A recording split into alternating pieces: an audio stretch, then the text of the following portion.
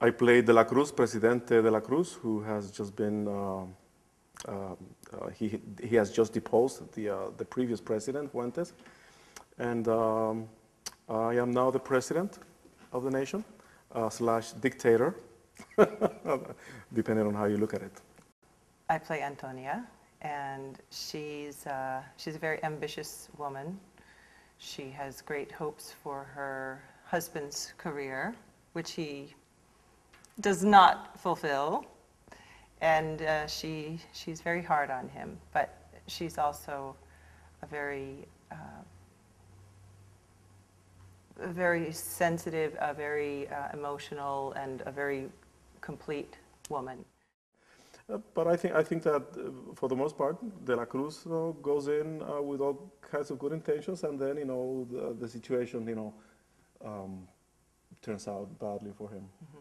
Not only that, but it's human nature to be seduced by power and greed and to want more of it. And it seems like De la Cruz actually sticks to his ideals as much as possible, which his wife has a problem with because he's lacking in flexibility, which would be that tendency to accept the corruption and the fact that you have to be a little shady in your business dealings. Absolutely. And if you stay too pure, you will not be successful. You can't be a politician. Absolutely. My father used to say, you cannot be in politics if you're not a little seedy. Right. It's absolutely necessary. That's right. I was raised in the theater, so I probably approach it from a theatrical point of view first. Who is a character? Immediately, some names come to my mind. Allende in Chile, Duarte in Perón in Argentina. So some images pop into your mind. But then there's the music, and this is a very hard show to learn. First of all, it's a new opera. It's very modern, and it's very, very hard to learn harmonically, and just to get the notes right with the language.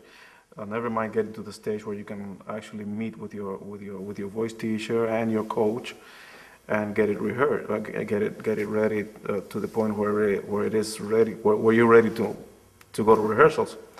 So the first thing I did was just get the music and start, because I knew that would be the hardest thing, just the actual learning of the music. And I'm at the stage now where I might be able to coach it, and then from there on, you take it to your voice teacher, and then you memorize it.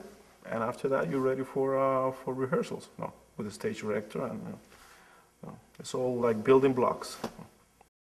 With this particular opera, I was familiar with the character before I was acquainted with the music, and so I already knew her in a way. She was a friend to me 8 years ago, and we've had a chance to grow in our relationship. And since I had the opportunity to work on bits and pieces of music at a time, even as they were written,